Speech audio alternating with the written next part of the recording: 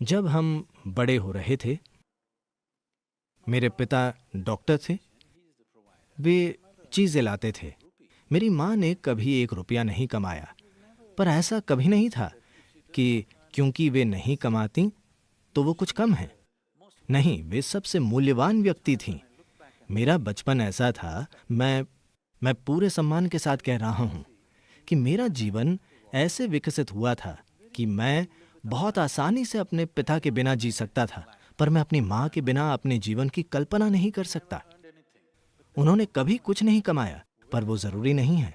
पैसा कहाँ से आता था उससे कोई फर्क नहीं पड़ता था, पर घर कैसे चलाया जाता था वही सब कुछ था। मैं आपको सरल बातें बताता हूँ।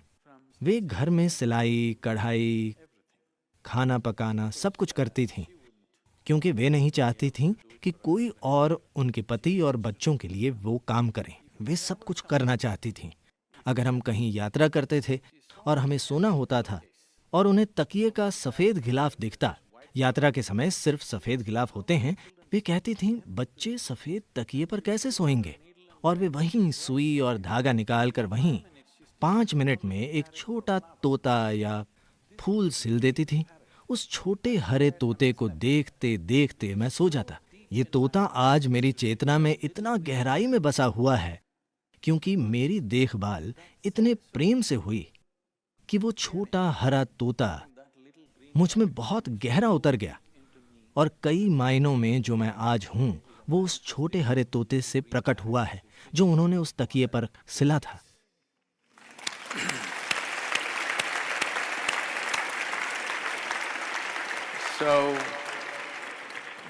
यही स्त्री प्रकृति है।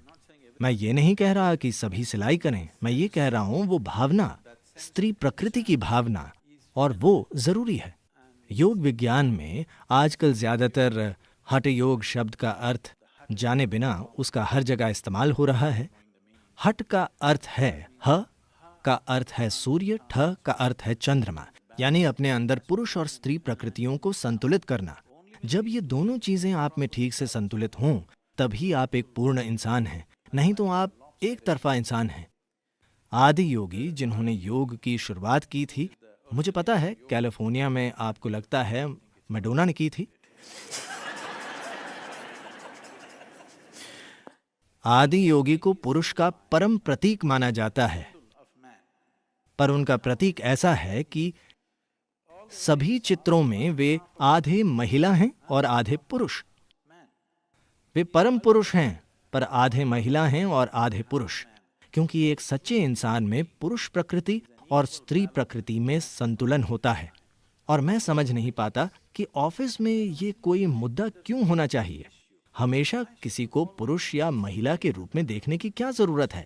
आप उन्हें सिर्फ एक इंसान या एक जीव के रूप में देख सकते हैं।